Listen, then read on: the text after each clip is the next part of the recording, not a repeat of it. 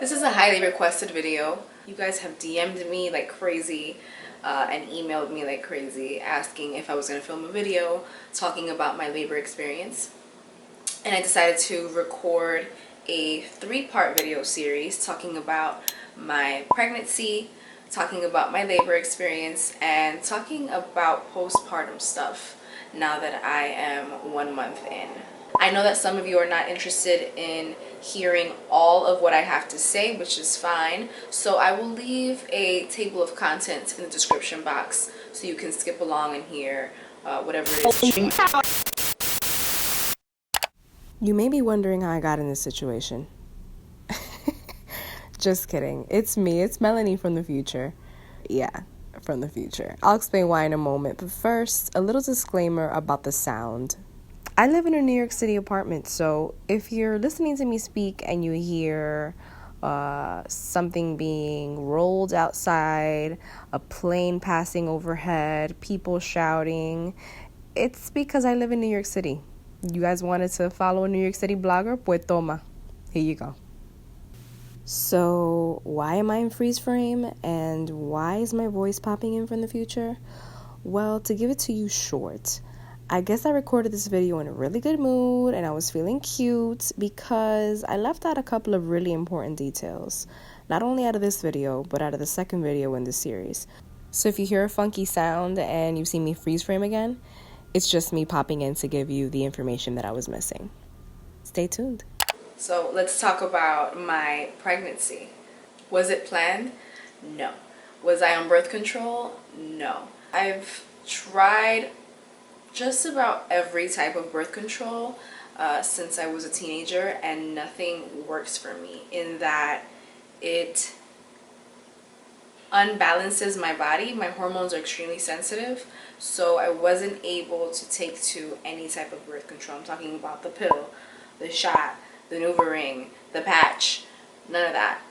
So I decided to just go all natural and just monitor my period myself with the moon. That's for another video. So my period was pretty regular. I knew, exactly when I was going to get it, when I was ovulating, so on and so forth. How Ava Luna was conceived was a very cold, boring night in New York. That's all you guys get to hear. It was a shock to both of us. We were preparing to move into our apartment at the time when I found out I was pregnant on February 17th of 2017. I was roughly 7 to 9 weeks, I forget. And I wasn't happy initially. It took about 2 weeks for us to really hone in on the fact that we're good. We make enough money to support ourselves and the child. We have a beautiful big place to live where we will be able to raise our daughter with no problem. We have the support that we need from our family and our friends. We were going to be good. So it took us a little while to be happy about it. We announced our pregnancy after 12 weeks when we were in the safe zone and we knew that she was going to be okay. Those pictures went like viral. We took our pictures here in our apartment with one of my friends who's a photographer. I will link his website in the description box. I was totally faking the fact that I felt like crap. The first 3 months of my pregnancy, I'm not gonna say were horrific because I never went through morning sickness. I never felt the way that most women feel when they find out that they're pregnant. I was just really lethargic, super tired all the time. We were in the process of moving, like I said, so we would like go to IKEA or go to furniture stores or Home Goods or whatever, and I would literally feel like I was passing out. It was a terrible feeling. It was all the time. I would go to work that way.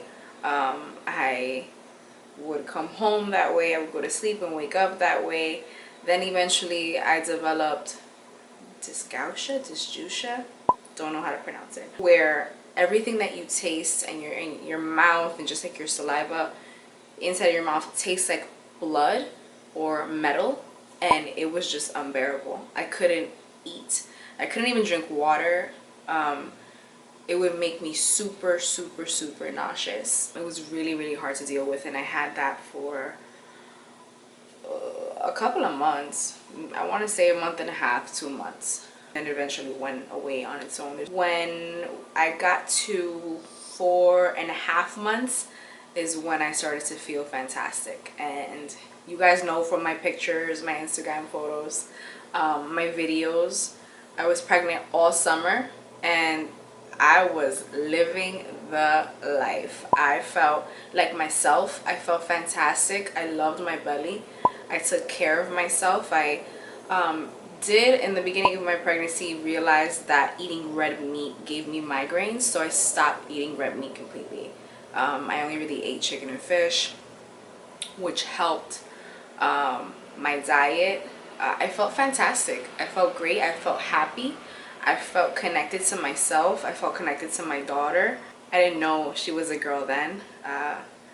We hadn't had our gender reveal until I was 5 months pregnant. But I felt connected to my baby. I felt in love with my husband. It was beautiful. I had a fantastic pregnancy. I was 5 months pregnant when we found out that Ava was a girl, even though I thought I was having a boy the entire time, and I would like talk to my belly and call her my king, and it was so funny. We had a beautiful gender reveal. I will link to my beautiful video that my friends filmed with a drone that kind of went a little viral as well. I got proposed to. Huey proposed to me during our gender reveal. It was just a beautiful pregnancy experience, where we got to share so many happy memories. That same week, I turned 28 years old, and we celebrated. Huey flew me out to Portugal, to Lisbon, Portugal, and that is one thing I will say. I definitely recommend that every woman, even if it's a weekend in a hotel room in her same state, I recommend that every pregnant woman has a baby moon with her partner. Take that as your last shebang. Like, unplug, have fun, make that a super relaxing, beautiful, or maybe not relaxing because mine wasn't really relaxing, vacation with your partner. We went to Lisbon, Portugal, because we kind of planned it last minute. We knew we wanted to go somewhere abroad. It was really important that we went somewhere where Zika wasn't present. Zika was running rampant, or is running rampant, in the Caribbean, and if a pregnant woman gets infected, the fetus develops microcephaly. So I knew that I didn't want to go anywhere where Zika was present, anywhere in the Caribbean. So we took to Europe, and we found really good tickets. So we ended up in Lisbon, Portugal. It was one of the best vacations I've ever been on for various reasons. One, it is a beautiful city. Two, scratch that. Number one is the fact that they treated me like a fucking queen. Like, I'm talking about, I got off of the airplane and there was a TSA line for regular people and there was a TSA line for pregnant people. Hello. We thought that was cool. Then we eventually check into our Airbnb and whatever, we get our day started, we end up eating dinner, and at night I wanted to have ice cream. So we go into an ice cream place. There's a long line. We finally get to the counter, and the girl at the counter is like, "Why did you wait online?" I'm like, "What do you mean, why did you wait online?" She's like, "All pregnant women, people with young children, elderly and disabled people need to be serviced first. Otherwise, the facility gets fined €1,000. What? Okay, so like, what do we do next? She's like, cut the next line, because you paid first and then you got your ice cream. She's like, cut the next line, go to the front, and have the girl serve you your ice cream. We're from America. I'm not trying to start any trouble. There was mad tourists online. I don't know, I didn't feel comfortable with it, but I did it. So I walk up to the front of the line. I was too afraid to say anything to her, and she realized immediately. She stopped talking to the man that she was serving. She said, "Excuse me, sir, I need to serve her first. She's pregnant." I was like, what? This is fantastic. I don't even know how this place fell into our laps, but going to Lisbon, Portugal was one of the best decisions we made. The rest of the trip was just like that. People would, you know, give us seats on the train. Bus drivers would stop the bus, walk off the bus, walk us onto the bus, and make people get up from the preferred seating section so that we could sit down. Mind blowing, like crazy. Then we get back to New York, and then it's back to taking the stupid ass A train where you have to literally fight for a seat no matter how many months pregnant. You could be 1,000 months pregnant and people will literally not give you a seat. I don't even want to touch on that. That was month 5 of my pregnancy. The rest, month 6 through 9, was the end of the summer. The more pregnant I got, the bigger I got, obviously. But the more tired I got, the more swollen I got. So I had to adjust to getting bigger, being swollen. My feet and my legs really swelled up towards the end of my pregnancy. So I bought, Huey bought me Fit Flops, which are probably the ugliest pair of shoes you will ever see, but they are the most comfortable things ever. They saved my life during the end of my pregnancy. I wore them everywhere, in the house, in the street, to work. I work in a corporate environment, and we're not supposed to wear sandals and things like that, but my boss let me rock. I'm just like, yo, you want me to come to work? Let me wear my Fit Flops. No me joda. What an attractive face. So speaking of work, I wanted to touch on how long I worked. I actually worked to the very end. I took maternity leave exactly a week before I gave birth. I worked until October 6th, and I gave birth on October 15th. So for all the mamas wondering if it's smart to do that, girl, go ahead, as long as you feel good. I took the train every single day of my pregnancy. I felt fine. I was healthy. As long as your doctor says you're able to, go ahead. So my body continuously changed very quickly at that, but my energy really never plummeted. I was out and about. I went everywhere. Concerts, bars for my friends' birthdays, and just sipped on water. Parties. I went to the beach. I went to the pool. I really enjoyed my summer with my family, my friends, my husband. I never let my pregnancy take away from my fun. I'm still me. And that really helped me psychologically. That really helped me mentally, spiritually. I did all the things that I used to do. I'm just pregnant now. And that's a lesson that my mom told me very early on. When I found that I was pregnant, I was depressed. I was sad. I was just like, what the fuck? Like, my life is over. My youth is over. What am I going to do? And she's like, shut up. Your life is not over. Your youth is not over. You're still you. Your life is just beginning. It's only going to get better. You can still do all the things that you used to do. Just do them with caution. Go to your concerts, go to your festivals, go to your crazy parties with your friends. Just be careful. Drink water, eat healthy, exercise. And I did exactly that. That was the best advice anybody gave me throughout my pregnancy. Love you, Mom. Weight gain. Was healthy my entire pregnancy. I didn't have any complications whatsoever. I didn't gain a mess of weight, but I gained weight. 50 pounds throughout my pregnancy. Yeah, it was weird to see my face getting chubbier and not be able to fit into my sneakers and see your body morphing. But I did take a lot of care of my body regardless of how much weight I was gaining. I took mad vitamins. I'm talking about like 12 vitamins a day. I rubbed oil all over my body. I didn't get any stretch marks on my belly. I did get some on my legs. I didn't really panic about my body changing too much. You have to remind yourself that your body is doing something crazily phenomenal and that everything will go back to normal. Not the same. It might not go back to exactly the way it used to be, but it doesn't matter. It doesn't matter because you did something so fantastic. Exactly. Other body changes that I went through while I was pregnant. Probably the most traumatizing was losing my curls. I had gorgeous Shirley Temple ringlets for hair.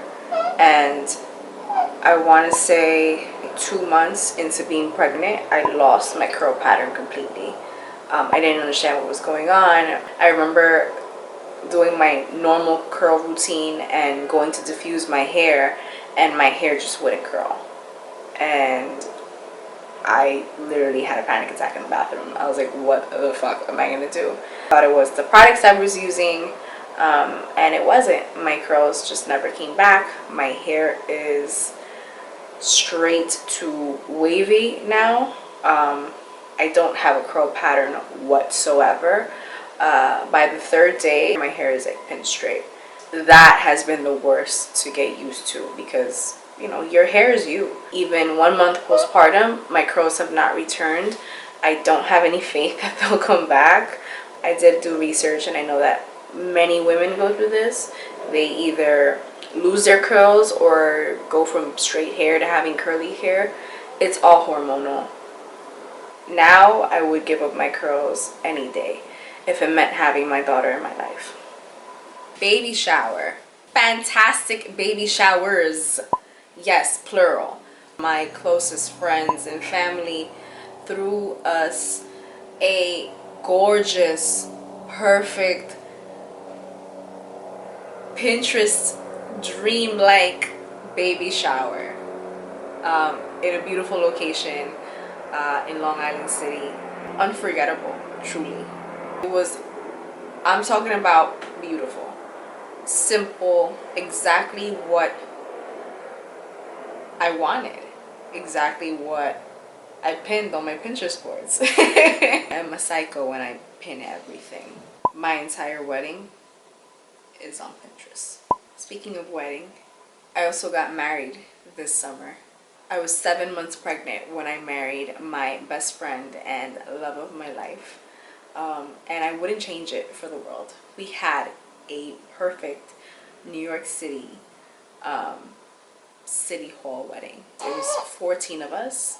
We got married. We took photos on the Brooklyn Bridge. We took photos by the South Street Seaport. We had a beautiful, delicious lunch.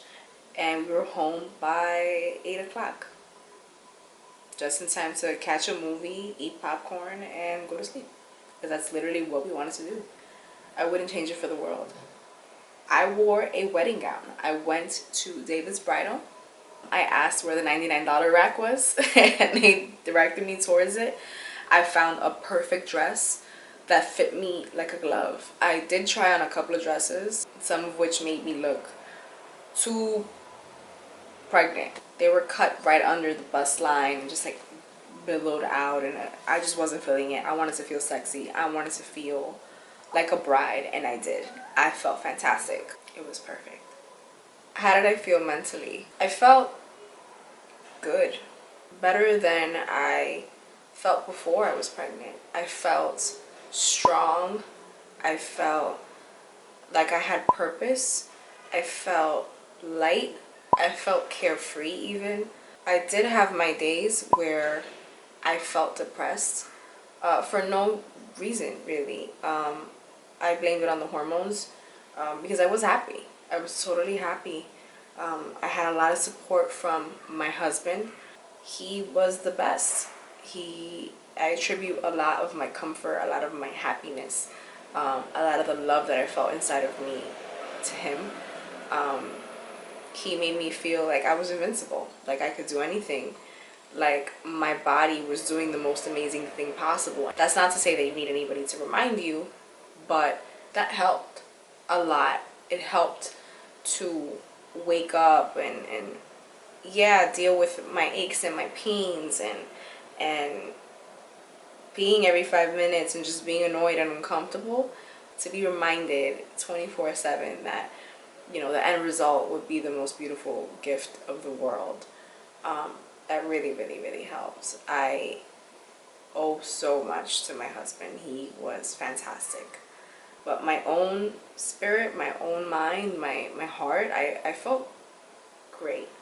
I really did. I did a lot of spiritual work throughout my pregnancy. Nothing out of the ordinary, nothing crazy, nothing special. I still did my new and full moon rituals. I just focused them more on my daughter, on myself, on my family, on my future goals. I ate well. I made sure that I exercised. I walked a lot, so much. And I didn't really do it so much to lose weight or maintain weight or whatever. More so did it to remind myself that I could, that my body was still mine. It became a lot harder to feel that way towards the end of my pregnancy. Your body feels borrowed. It feels like you've been transplanted into another body. And if you're not mentally strong, if you don't remind yourself that you're doing God's work, that you're doing the most amazing thing anybody on the planet can ever do, then it can be really difficult to persevere, to go on. But I did, and I felt wonderful. Click through to part 2, where I talk about my labor experience and postpartum stuff. That's where all the juice is.